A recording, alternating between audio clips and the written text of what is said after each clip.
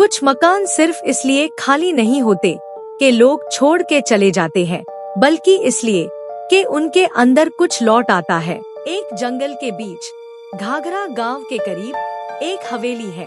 वक्त उस पर से गुजरता गया, मगर उसके अंदर कुछ रुक गया था, कुछ ऐसा जो हर सांस में बर्फ बन के जमता है। सूरज ढलता है तो इस हवेली के छत पर कबूतर नहीं, सिर्फ अंधेरा बैठता है।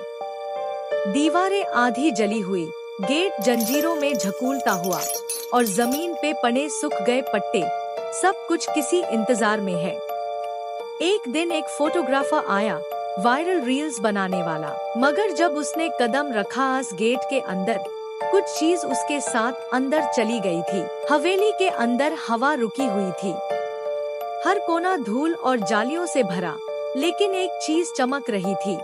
बीच में एक बड़ा मिट्टी का तंदूर जो जल रहा था। आसपास कोई नहीं था, फिर भी रोटियां सिक रही थी। वो आंगन के एक शीशे के पास गया। शीशा पुराना था, डारा हुआ, और उसमें कुछ और भी था। एक साया, एक औरत सफेद साड़ी में, जिसका चेहरा आधा जला हुआ था, उंगलियों से खून टपक रहा था और हाथ में रोटी थी, जली हुई लेकिन गर्म। अचानक एक चीख, शीशा टूट गया। उसके पीछे कोई खड़ा था, सफेद साड़ी वाली। वो ना चली, ना बोली, सिर्फ देखती रही। आसपास की चीजें हिलने लगी, तंदूर की आग तेज हो गई। पास से आवाज आई, तू भी भूखा लगता है, आना, रोटी तैयार है। उसके होंठों पे खून था, आंखों में कोई रोशनी नहीं। पीछे फ्लैश में एक मंजर झलका, रत्ना, जिसे उसके पति ने एक जली हुई रोटी के लिए जिंदा तंदूर में डाल दिया था।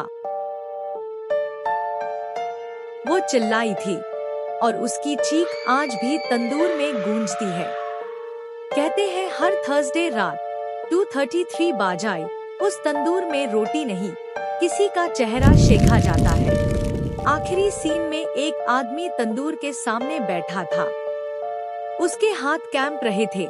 फिर सब कुछ अंधेरा, सिर्फ हवेली का बाहर का मंजर बचा। मिस्ट जमीन से उठ रही थी, अंदर से कोई नहीं निकला, या शायद अब कोई वापस नहीं आता।